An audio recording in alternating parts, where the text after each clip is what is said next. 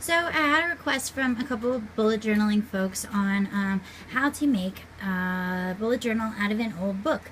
And I just started doing this because the bullet journal I'm currently using, I decided to do some weekly spreads that are this like Dutch door idea. So this is kind of how I do my week. This here is my habit tracker.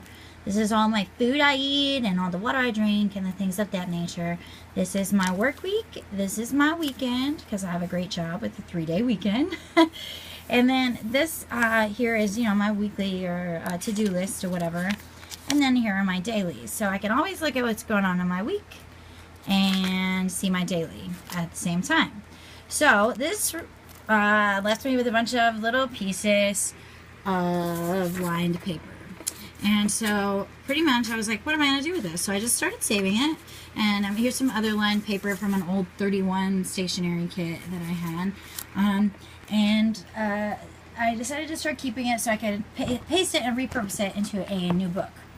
So here, these are some books that were at the Goodwill in the free bin.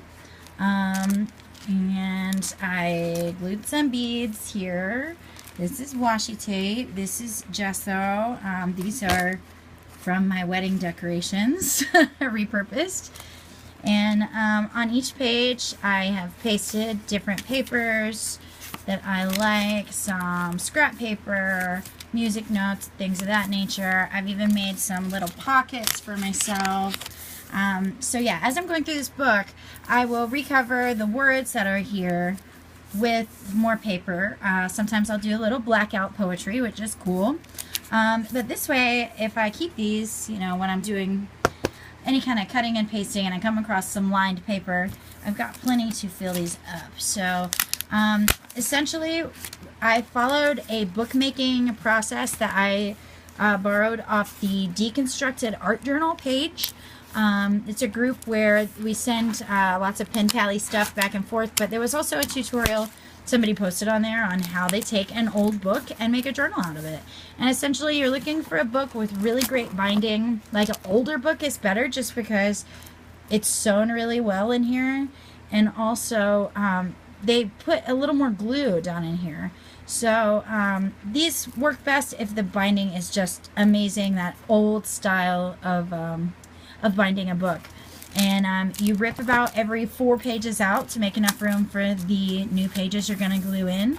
I coated each one of these pages with gesso as well. I think that's how you say that. That canvas crap, whatever it is. Yeah, so to make the pages a little bit thicker for me. And this is the first one I made. That's like an earring. And this is the second one I made. It's a little bit bigger. Also, some earrings that broke that I saved and hot glued on the front.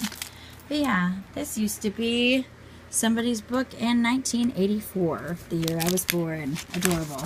But yeah, so I've got a little work to do here. I'll go in. I might leave some things of this nature, but essentially I'm going through and I'm covering pages and adding my lined paper, and that's how I make a pretty bullet journal out of an old book.